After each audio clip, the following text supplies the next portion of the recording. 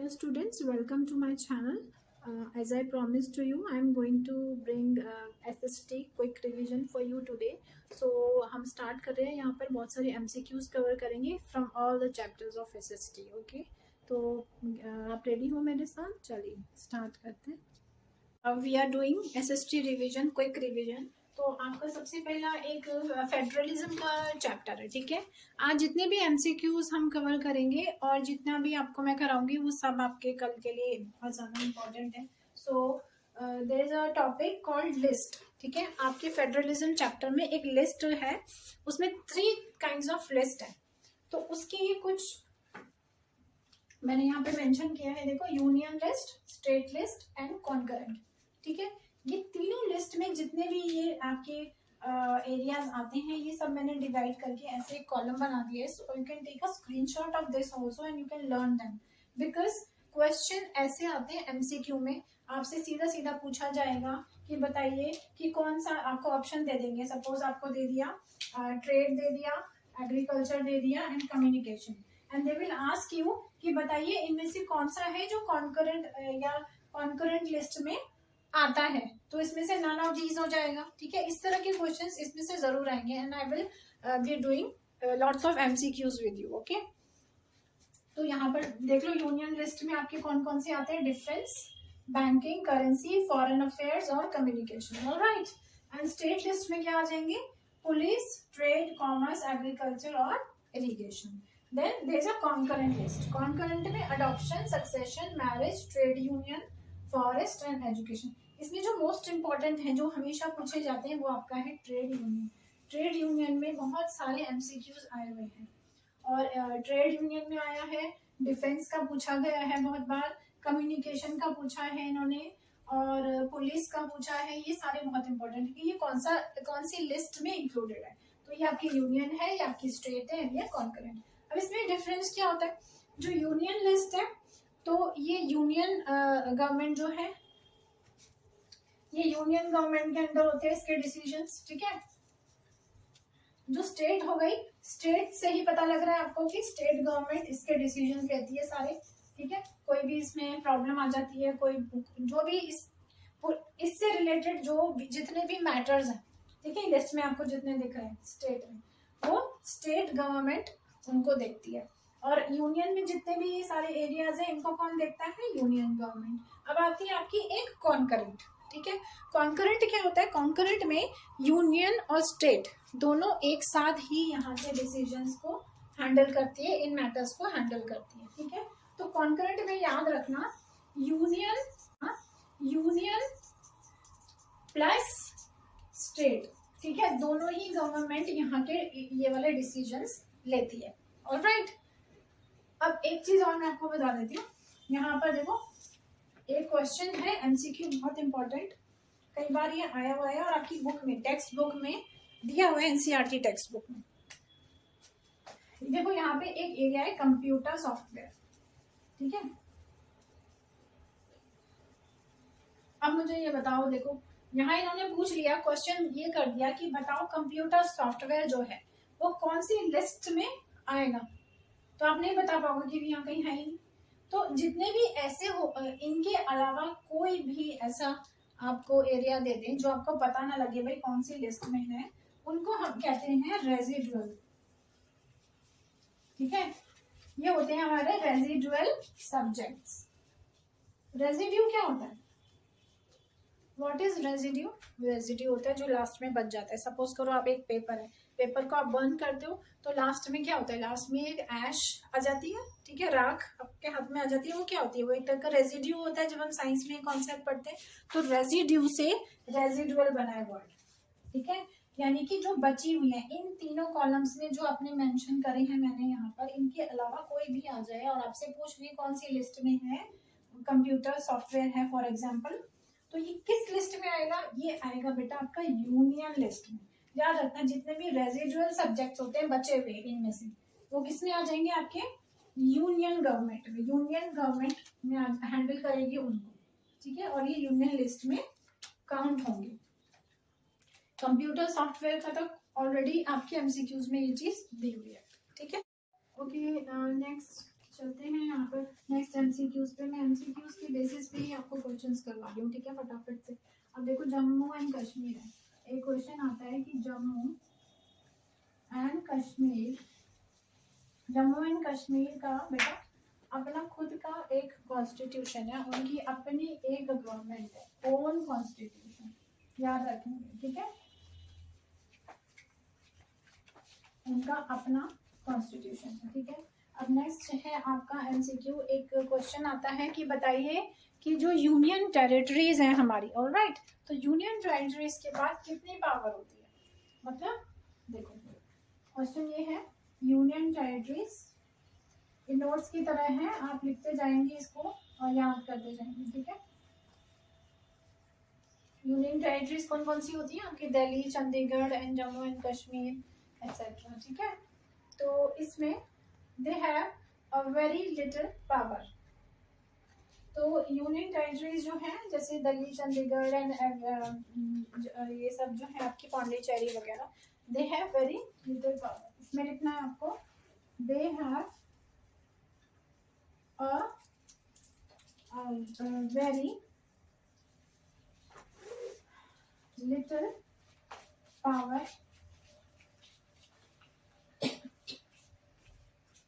of their own, okay, excuse me, okay, union territories के पास बहुत कम power होती है, वेरी लिटिल, ठीक है, अपनी खुद की पावर नहीं होती है।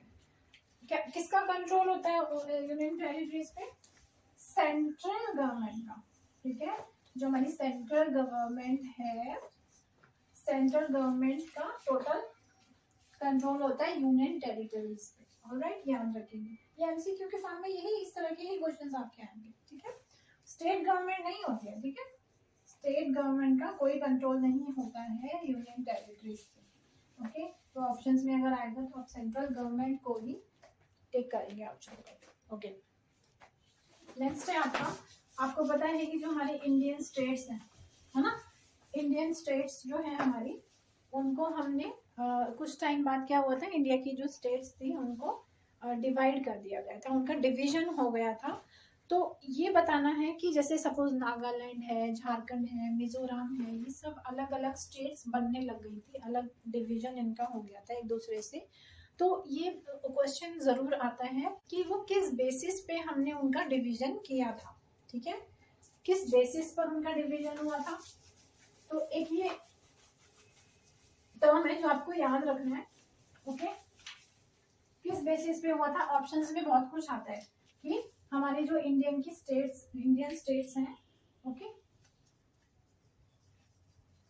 इंडियन स्टेट्स हैं, उनका जो डिवीजन है, ठीक है, डिवीजन या फिर क्रिएशन, जब वो क्रिएट हुई थी तो वो किस बेसिस पर हुआ था, ये क्वेश्चन आता है एमसीक्यू में।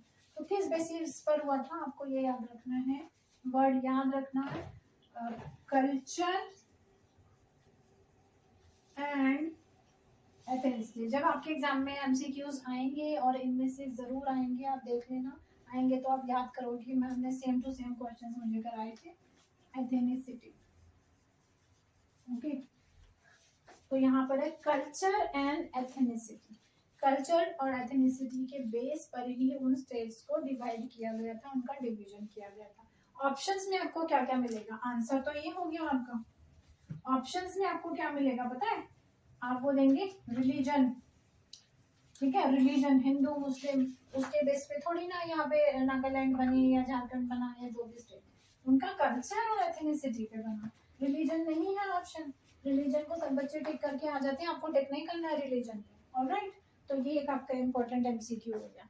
इस ओके, बेल्जियम के बारे में एक क्वेश्चन है जो आपको याद रखना है कि व्हाई वाज एक्चुअली बेल्जियम जो थी ना, बेल्जियम के पास यूनिटरी गवर्नमेंट थी, ठीक है, दो थी, यूनिटरी एंड फेडरल। तो बेल्जियम को क्या किया गया, यूनिटरी से फेडरल गवर्नमेंट में चेंज किया गया, शिफ्ट किया गया, ठीक है। ऐसा क्यों करा गया, बेल्जियम वाज शिफ्टेड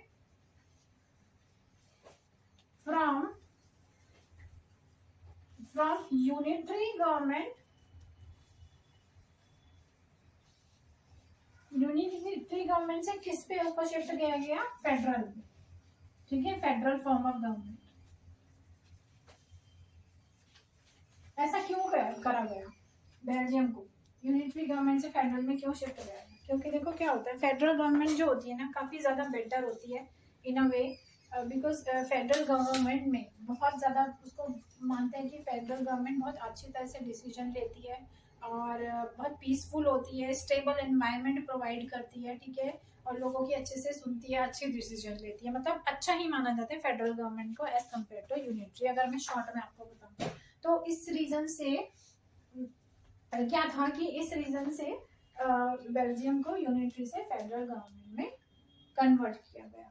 उसके बाद एक क्वेश्चन इसी से रिलेटेड आएगा आपका तमिल लीडर्स का, ठीक है, तो यहाँ पे एक और आ सकता है कि तमिल लीडर्स जो होते हैं, कहाँ के तमिल लीडर्स? श्रीलंका के, ठीक है, श्रीलंका के जो तमिल लीडर्स थे, दे वांटेड कि जो श्रीलंका है वो हमारी एक फेडरल फॉर्म ऑफ गवर्नमेंट बन जाए, ठीक है, तो तमिल लीडर ऐसा चाहते थे। वही रीजन था, क्या रीजन था? सेम रीजन था जो बेल्जियम का था, ठीक है, तो मैंने आपको इकट्ठा इसलिए करा दिया ताकि आपको याद रहेगा कि बेल्जियम और Tamil leaders of Sri Lanka, they both wanted, ये तो चाहते थे, ये तो, लेकिन बेल्जियम तो यूनिटरी से फेडरल में चेंज हो गई थी, लेकिन तमिल लीडर श्रीलंका की दे वांटेड कि ऐसा हो जाए उनके साथ। ये अलग बात है कि हो पाया या नहीं हो पाया, तो ये क्वेश्चन आपका एमसीक्यू में फिर आता है, ठीक है। अब एक मैच द फॉलोइंग आता है, उसमें जैसे आपके आते हैं ना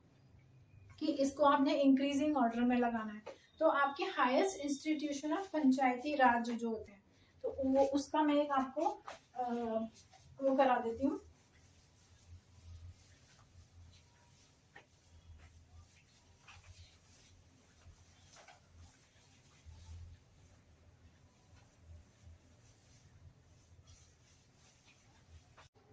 ओके स्टूडेंट्स, नेक्स्ट आपका क्वेश्चन है, और जो इस तरह से मैं आपको ऐसे एमसीक्यूज करा रही हूँ, तो एक टर्म होती है ना कि पेपर को आप फोड़ कर आना, तो जरूर पेपर आप फोड़ कर ही आना, ठीक है। Power according to the size of jurisdiction, increasing order.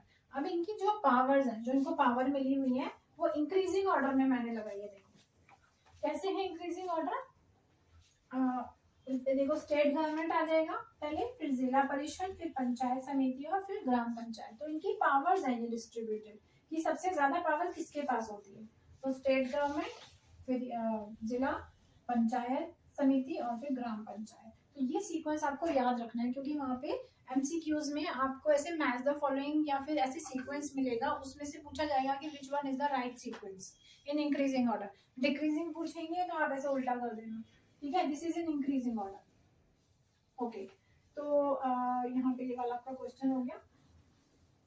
Okay, इसको आप ऐसे भी याद रख सकते हो, देखो मैंने शॉर्ट फॉर्म बनाया था G P Z और S, ठीक है, ग्राम पंचायत, पंचायत समिति, जिला परिषद, और S से हो गया आपका स्टेट गवर्नमेंट, तो ये आपका GPSZ ऐसे भी याद कर सकते हो इंक्रीजिंग ऑर्डर में। Alright, okay, let's do the next question now. Next question है आपका एमसीक्यू, फटाफट से देखेंगे। What percentage of reservation is given to women in local government, ठीक है, लोकल एडमिनिस्ट्रेशन गवर्नमेंट, ठीक है, तो ये पूछ रहे हैं कि कितने परसेंटेज रिजर्वेशन मिला था विमेन को। Can you answer this, can you right in the comment box. चलो अब तो मैं अभी लाइव नहीं हूँ, एक लाइव सेशन भी आप लोगों के साथ करेंगे, या तो मैथ्स का करेंगे ट्राई, ठीक है, अगर आप चाहते हो कि मैं लाइव सेशन आपके साथ करूँ तो प्लीज कमेंट में आप मुझे मेंशन कर देंगे, ठीक है। यहाँ पे है 33%, ये आपको याद रखना है, ठीक है, you have to remember this. Women को कितना मिला था? 33%, तो यहाँ पे विमेन को 33%, तो ये एमसीक्यू जरूर याद रखना। इसके बाद आपके कुछ क्वेश्चन आएंगे, आपके दो तरह की आएंगे, आपके दो तरह की इसमें डिवीजन हुआ था, ठीक है, स्टेट्स बनी थी जब, तो कमिंग टुगेदर फेडरेशन था एक, आपकी टेक्स्ट बुक्स में दिया हुआ है, और एक था होल्डिंग टुगेदर नेशंस, तो दो तरह की फेडरेशन थी। तो ये दोनों फेडरेशन में आपको कंट्री जरूर याद रखनी है, कौन कौन सी कंट्रीज थी, एंड आई थिंक ये आपको याद भी होगा, बट लेट मी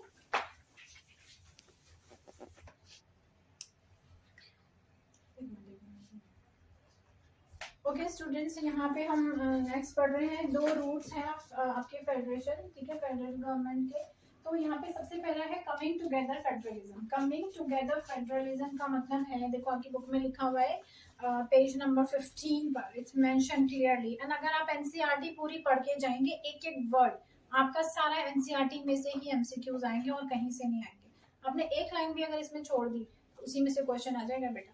तो देखो क्या लिखा है इसमें, 2 kinds of routes through which federation has been formed, और यहाँ पे है independent states coming together on their own to form a bigger unit, ठीक है। जो independent states थी, जैसे आपकी ये यूएसए, स्विट्जरलैंड एंड ऑस्ट्रेलिया, ये अब इकट्ठी बहुत सारी स्टेट्स थी ऐसी इंडिपेंडेंट स्टेट्स जो मिलकर एक बड़ी कंट्री बन गई, ठीक है। तो छोटी छोटी जितनी भी स्टेट्स थी इंडिपेंडेंट, वो सब एक साथ आ गई, दे केम टुगेदर। तो नाम इसका है कमिंग टुगेदर। तो बहुत सारी जब एक साथ आ गई, मिल गई, तो उन्होंने एक बड़ा यूनिट फॉर्म कर लिया। यूनिट यानी ये कंट्री फॉर्म कर ली, यूएसए, स्विट्जरलैंड, ऑस्ट्रेलिया। तो आप देख सकते हो कि यूएसए में कितनी सारी छोटी छोटी इंडिपेंडेंट अपनी स्टेट्स हैं, ठीक है। तो इसमें आप जरूर याद रखेंगे, ये क्वेश्चन सीधे सीधे आता है कि कमिंग टुगेदर में कौन कौन सी 3 होती है, USA, Switzerland and Australia. Okay, second one थी आपकी होल्डिंग टुगेदर फेडरेशन। अब होल्डिंग टुगेदर फेडरेशन में देखो लिखा है क्या होता है इसमें। इसमें जो हमारी एक है, जैसे सपोज इंडिया है, इंडिया में बहुत सारी स्टेट्स है ना, छोटी छोटी, है ना, जैसे आपकी दिल्ली है, नागालैंड है, झारखंड, तो बहुत सारी स्टेट्स हैं। तो स्टेट्स जो है मिलाकर आपकी एक इंडिया बनी हुई है। तो एक जो आपकी पावर है वो डिफरेंट डिफरेंट स्टेट्स में डिवाइडेड है। The power is actually divided. तो इंडिया एक ऐसी कंट्री है जिसमें होल्डिंग टुगेदर फेडरलिज्म वर्क करता है, ऑलराइट। तो इंडिया की तरह हमारे पास 2 और हैं, स्पेन एंड बेल्जियम। तो आपको ये याद रखना है, इसका मैंने बच्चों को ऐसे कराया था, SIB, सिब, ठीक है, SIB, Spain, India and Belgium, that is सिब। सिब किस में आ जाएगा, होल्डिंग टुगेदर में। और यूएसए, यूएसए का आप बना सकते हो SIB, सिब, ठीक है, SIB, Spain, India and Belgium, that is सिब। सिब किस में आ जाएगा, होल्डिंग टुगेदर में। और यूएसए, यूएसए का आप बना सकते हो SUA, सुआ, ठीक है। इट लुक्स फनी बट आपको याद करने के लिए ये सही रहेगा, ओके। तो ऐसे आप याद कर लोगे, ये कमिंग टुगेदर में हो जाएगा, alright. So move on to next question. Okay okay, अब नेक्स्ट है आपका MCQ, which is the largest spoken language, ठीक है। कौन सी है बता सकते हो आप क्या, which is the largest spoken language in India? No, okay. देखो आपकी बुक में भी लिखा है, this is the how much it let me tell you, this is actually Hindi, ठीक है, हिंदी है। असल में इसका अगर आप अप्रोक्सीमेट लोगे तो 44% आएगा कि 44% लोग हिंदी बोलते हैं, लेकिन एक्चुअली में ये 43.6% है, ठीक है।